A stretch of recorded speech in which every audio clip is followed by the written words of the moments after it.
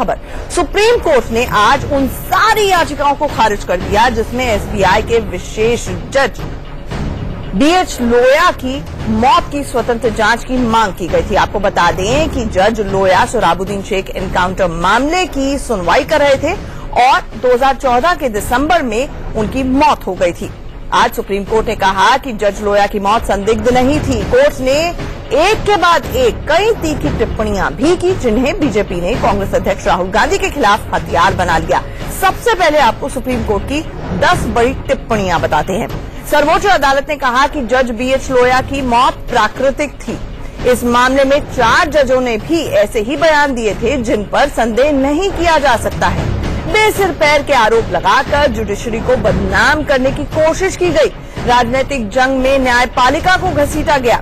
याचिका राजनीतिक दुश्मनी निकालने के लिए दायर की गई थी। राजनीतिक दुश्मनी निकालने की सही जगह कोर्ट नहीं, चुनाव का मैदान है।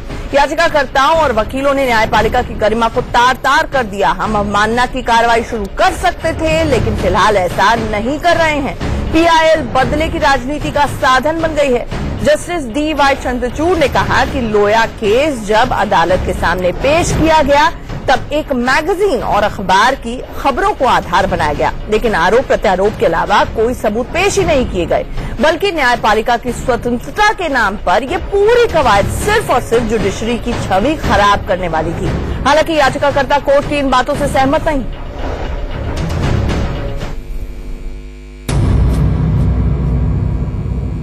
जज लोया की नेचुरल डेथ थी कि नहीं थी, ये कौन डिसाइड करेगा? मेडिकल रिपोर्ट डिसाइड करेगी, डॉक्टर डिसाइड करेंगे कि जजेस डिसाइड करेंगे?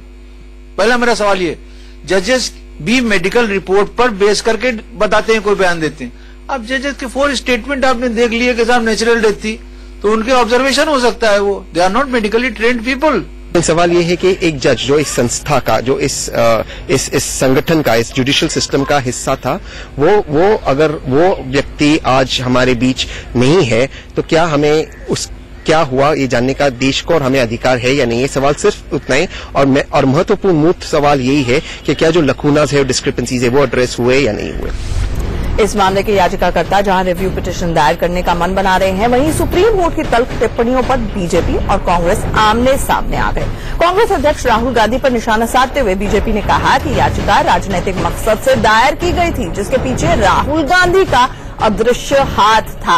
उनका मकसद अमित शाह पर लांछन लगाना था। कांग्रेस ने 14 विपक्षी दलों का नेतृत्व किया और इस मामले को लेकर सारे दल राष्ट्रपति रामनाथ कोविंद से मिलने भी गए थे। अब राहुल गांधी को राजनीति का स्तर नीचा करने और न्यायपालिका पर संदेह करने के लिए माफी मांगनी चाहिए। जवाब में कांग्रेस ने कहा कि बीजेपी सुप्रीम कोर्ट के फैसले का दुरुपयोग करने की कोशिश कर रही है। इससे नीचा स्तर भारत की राजनीति में आज से पहले कभी नहीं हुआ। भारत के राजनीति में जुडिशरी को सड़क पर खींच के लाने का प्रयास जो कांग्रेस पार्टी ने किया है, उसके लिए राहुल गांधी जी को क्षमा याचना करनी चाहिए। और केवल क्षमा याचना नहीं, उन्हें शर्म से उनका सर झुक जाना चाहिए कि इस प्रकार का अटेम्प्ट उन्होंने भारत जैसे महान लोकतंत्र में, भारत जिसकी जुडिशरी इतनी जानी मानी जुडिशरी है, इंडिपेंडेंट जुडिशरी है, प्रसिद्ध जुडिशरी है पूरे विश्व में, उसके खिलाफ ऐसा षड्यंत्र किया है। सुप्रीम कोर्ट के निर्णय को तोड़ मरोड़ कर और अपनी पीठ थपथपाने के लिए जैसे उसका दुरुपयोग कर रही है, ये निंदनीय है।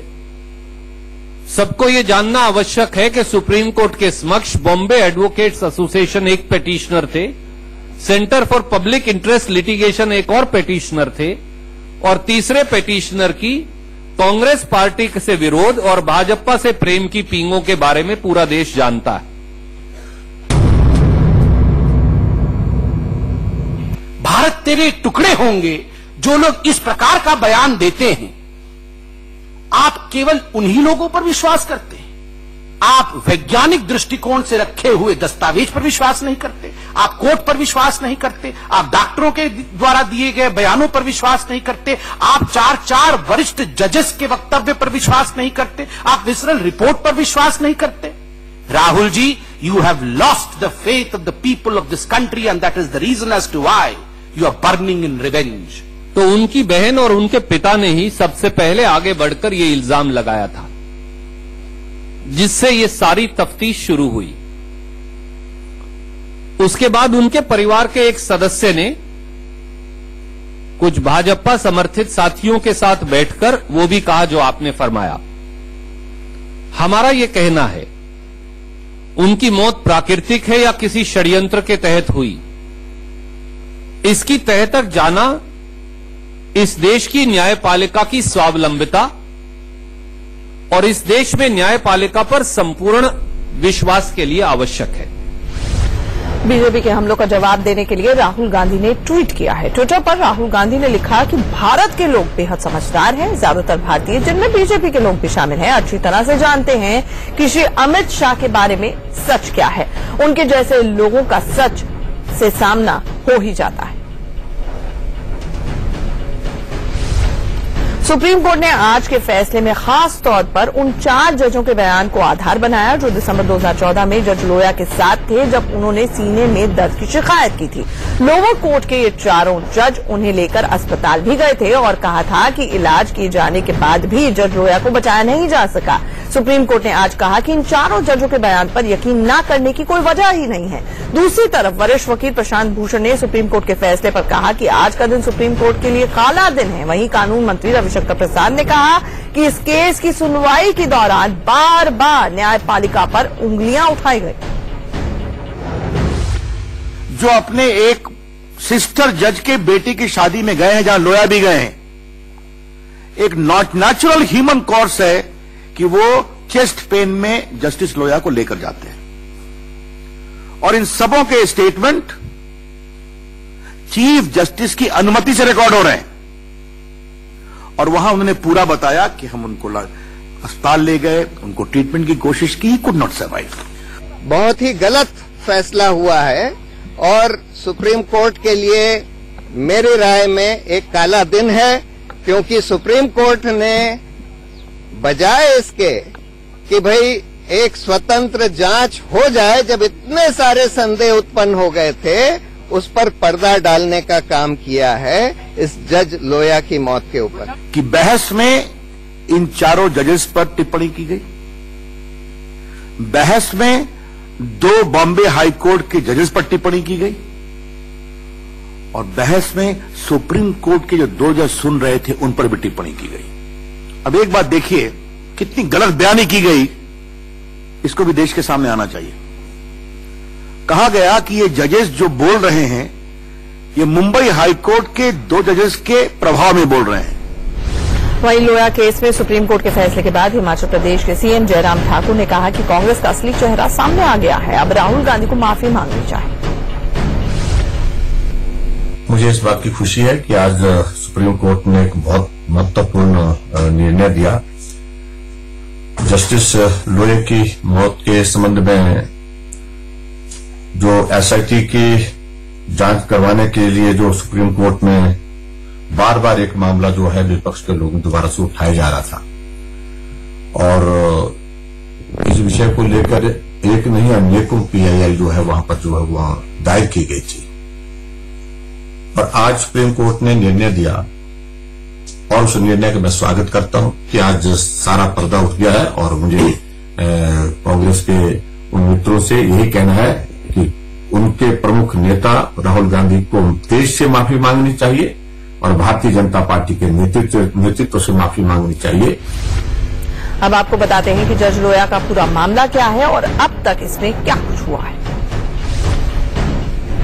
48 साल के जज लोया दिसंबर 2014 में नागपुर में अपने साथी जज की बेटी की शादी में शरीक होने के लिए पहुंचे थे। जज लोया ने वहां तबीयत बिगड़ने की बात कही, जिसके बाद उन्हें अस्पताल में दाखिल कराया गया, जहां उनकी मौत हो गई। डॉक्टरों ने जज लोया की मौत की वजह हार्ट अटैक को बताया था। बाद में डॉक्टरों के इस दावे पर सवाल खड़े हो गए। ये मामला इस वजह से सुर्खियों में आया क्योंकि जज लोया सोहराबुद्दीन एनकाउंटर मामले की सुनवाई कर रहे थे। इस मामले में बीजेपी के राष्ट्रीय अध्यक्ष अमित शाह सहित अन्य पक्षकार थे। बाद में अमित शाह को आरोप मुक्त कर दिया गया। पिछले साल नवंबर में ये मामला तब बड़ा हुआ जब लोया की बहन के हवाले से मीडिया में उनकी मौत की परिस्थितियों पर सवाल खड़े किए गए। हालांकि लोया के बेटे ने 14 जनवरी को मुंबई में प्रेस कॉन्फ्रेंस का दावा किया था कि उनके पिता की मौत प्राकृतिक कारणों से हुई। इस मामले में सुप्रीम कोर्ट के 4 वरिष्ठ जजों justice Chelameswar, justice Madan Lokur, justice Kurian Joseph, justice Ranjan Gogoi की प्रेस कॉन्फ्रेंस ने हलचल मचा दी थी। आजाद भारत के इतिहास में पहली बार हुई इस तरह की प्रेस कॉन्फ्रेंस में जजों ने सुप्रीम कोर्ट में केस असाइनमेंट को लेकर चीफ जस्टिस को घेरा था। जज लोया की संदिग्ध मौत की जांच कराने को लेकर तहसीन पूनावाला और महाराष्ट्र के पत्रकार बीएस लोन ने सुप्रीम कोर्ट में याचिका दाखिल की। सुप्रीम कोर्ट पीआईएल पर सुनवाई के लिए तैयार हो गया। बेंच ने बॉम्बे हाई कोर्ट में दाखिल सारी याचिकाओं को सुप्रीम कोर्ट में ट्रांसफर करने का आदेश दिया था। सुनवाई के दौरान महाराष्ट्र सरकार ने कहा कि याचिका की मंशा केवल एक व्यक्ति को टारगेट करने की है। वहीं प्रशांत भूषण ने दलील दी थी कि जज लोया की मौत हार्ट अटैक से नहीं हुई थी। सुप्रीम कोर्ट ने स्वतंत्र जांच पर अपना फैसला सुरक्षित रख लिया था। गुरुवार को स्वतंत्र जांच की मांग करने वाली याचिकाओं को सुप्रीम कोर्ट ने खारिज कर दिया। Bureau report, India news.